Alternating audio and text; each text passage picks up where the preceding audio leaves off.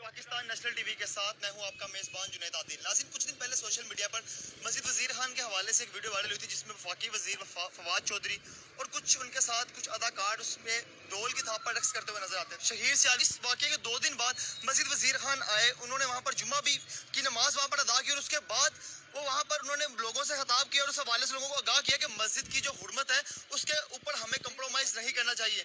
उसके 2 दिन के बाद शहीर सियालवी को उनके आबाई इलाके से गिरफ्तार किया जाता है और आज 3 दिन बाद उन्हें रिहा कर दिया गया। इस वक्त मेरे साथ शहीर सियालवी साहब मौजूद है, आइए उनसे बात करते हैं। अस्सलाम वालेकुम। वालेकुम अस्सलाम। सबसे पहले तो मुझे आप ये बताइए कि जेल के अंदर आपने 3 दिन गुजारे हैं, कैसा रहा जेल के अंदर आपका?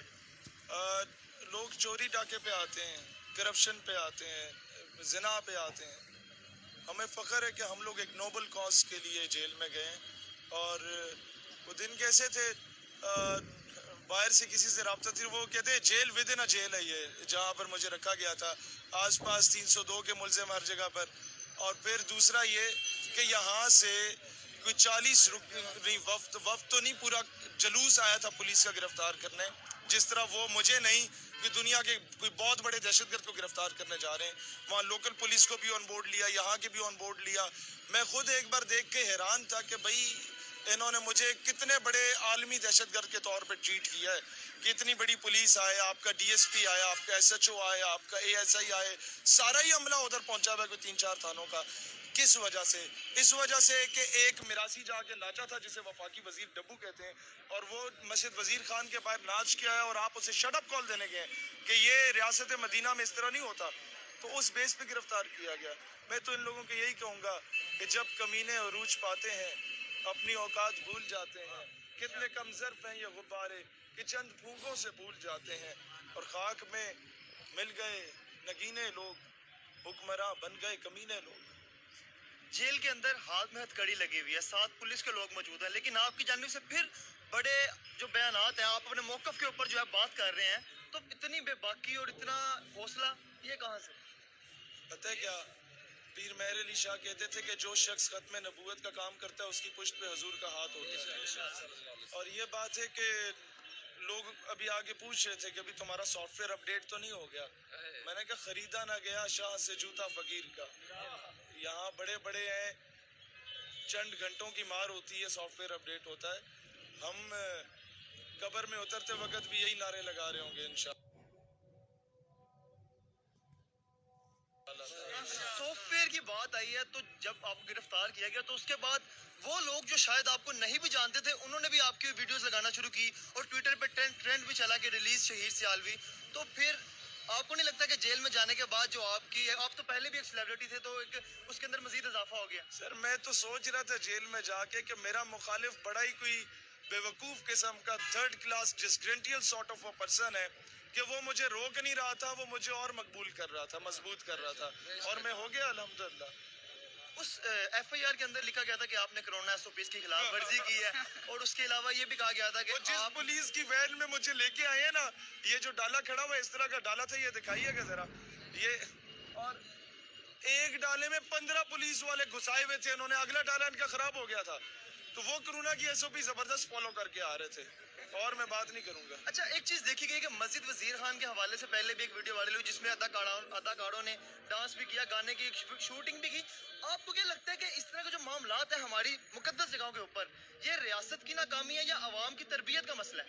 तरबियत का मामला नहीं है, ये जो people who are at the helm of affairs, जो ऊपर हुकूमत में बैठे हुए हैं, इनकी तरबियत का मसला है। ये इनके बाप दादे अंग्रेज़ों के कुत्ते नहलाया करते थे, इन्हें वजारतें मिली बाद में, ये इन्हें जागीरें मिली, इन्हें दस्तारें मिली, बड़े बड़े नवाब वडेरे जागीरदार अंग्रेज़ों के बूट पॉलिशिए होते थे। उसके बाद 1857 की जंग आज़ादी में अलामा किफ़ायत अली काफ़ी जैसी हस्तियों को काले पानी भिजवाने वाले लोग ये थे। उलमा जिनको ऊंट पे बिठाया, वो उस पे हाथी पे बिठाया जाता था, नीचे से टांगे बांधी जाती, ऊपर यहाँ बाजुओं के नीचे रस्सी डाली जाती और दरख्त से बांधा जाता, और हाथी को जब मारा जाता ना, वो जब भागते थे, हाथी साहब जब भागा करता था तो वो उलमा का आठ बन जाता था, और तोपों के सामने उलमा को खड़े करके वो तोपें जब बजाई जाती थी तो पड़खचे उड़ जाते थे उनके। ये उन लोग जो ये साजिशें करते थे सिर्फ इस एवज के उन्हें थोड़ी जागीरें मिल जाएंगी, उन उल्लू के पट्टों की औलादें हमारे ऊपर 70 सालों से काबिज हो गई। یہ میں ویسے ہی نہیں، میں نے وہ شعر لکھا تھا کہ ہم پہ مسلط کیے گئے ہیں 70 سالوں سے فرنگیوں کے جو بھی دربان ہوتے ہیں، ملت فروشی کر کے فرنگی منڈی میں تبھی جا کے مستحق نوبل انعام ہوتے ہیں. رات جن کی شراب و کباب میں گزرتی ہے وہ صبح صادق ہمارے حکمران ہوتے ہیں. اور مجھ جیسے لوگوں کا کیا ہوتا ہے کہ سچ جھوٹ ٹھہرا معزز اس زمانے میں، جو سچ کہیں تو زینت زندان ہوتے ہیں. ہاتھ میں ہتھ کڑی لگی ہوئی ہے، لیکن اس کے باوجود میں جرم بتاؤں کیا ہے؟ جرم یہ ہے کہ 27 دن ان ڈھگوں کی ناک کے نیچے، پارلیمنٹ کے نیچے، وزیر اعظم تمام وزراء کی ناک کے نیچے 27 دن ایک بندہ اسرائیل کا جھنڈا لے کے بیٹھا تھا. اس الو کے پٹھے کو ان ڈھگوں میں سے کسی نے بھی نہیں اٹھایا.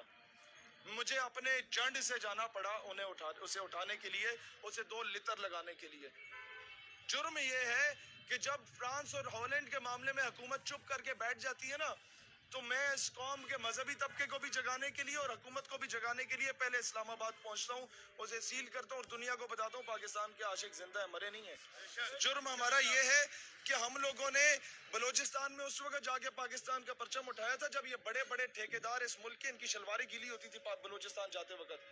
جرم ہمارا یہ ہے کہ ہم نے کے پی کے میں اس وقت جا کے پاکستان کے پرچم اٹھائے تھے جب کے پی کے لوگوں کو کہا جاتا تھا یہ ملک دشمن ہے. ہم نے بتایا بھائی یہ پٹھان اس ملک کا اساس ہے جس نے تمہیں کشمیر آزاد کر کے دیا. یہ تو نیا بنگلہ دیش بنانے چلے تھے.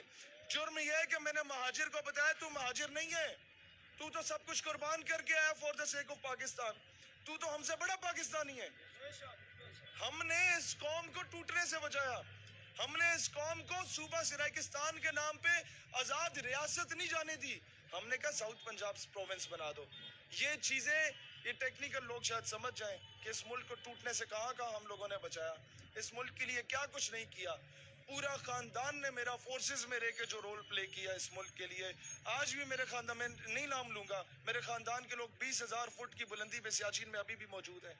میرے ہی خاندان کی خاتون ہے جس کی ایک ٹانگ آرے بازار میں لیفٹیننٹ کرنل کی شہید ہوئی تھی. میرے ہی والد نے 34 سال افواج پاکستان میں اس ملک کو سرو کیا. He got retired at the rank of brigadier. میرے ہی نانا نے 65 اور 71 کی جنگ لڑی تھی. میرے ہی دادے کے بھائی نے 65 اور 71 کی جنگ لڑی تھی. میرے ہی خاندان کا ہر دوسرا تیسرا کزن میرا جو ہے وہ کسی نہ کسی فورسز میں رہ کے پاکستان کی حفاظت کر رہا ہے، اور اس کے بعد جزریاتی سرحدوں کی حفاظت میں تن تنہا یہاں پر کھڑے ہو کے کر رہا ہوں ان دوستوں کے ساتھ. اور اس کے عوض ہمیں کیا ملتا ہے؟ یہ جیلیں ملتی ہیں. یہ وہ کیا ہے، چلی ہے رسم کے کوئی نصر اٹھا کے چلے. مسئلہ یہ ریاست مدینہ کی بات ہوتی ہے، اب مسجدوں کا تقدس ہماری ذمہ داری ہے. اس حوالے سے ریاست کو ہم کریں گے سر. ایک اور بتاؤں، ریاست کی حفاظت بھی نا ان الو کے پٹوں کی نسبت زیادہ ہماری ذمہ داری ہے. ہم ریاست کی حفاظت کریں گے، ہم ہر جگہ پہ ہر ماس پہ حفاظت کریں گے. پاکستان لا الہ الا اللہ محمد رسول اللہ پہ بنا صلی اللہ علیہ وسلم. 8 مارچ کو یہ عورت مارچ والی آنٹیاں نکلتی ہیں نا، میرا جسم میری مرضی کرتے ہوئے، لاہور کراچی اسلام آباد، یہ جیل سے رہائی پہ میرا پہلا اعلان ہے. لاہور کراچی اسلام آباد کے پریس کلب کے باہر 8 مارچ کو دن 3 بجے ڈاکٹر عافیہ صدیقی کے نام پہ ہم وہ دن منائیں گے. کشمیر اور فلسطین کی مظلوم بہنوں پہ وہ انٹرنیشنل وومن ڈے منایا جائے گا. ان کے مقابلے میں جلسے ہوں گے انشاءاللہ. بہت شکریہ. میرے ساتھ شہید سیالوی صاحب موجود تھے، آج انہیں جیل سے رہا کیا گیا اور اس وقت آپ نے ان کا جو موقف تھا وہ سنا، اور انہوں نے کہا کہ میں اس موقف سے پیچھے ہٹنے والا نہیں. اپنے میزبان جنید عادل کو دیجیے اجازت. اللہ نے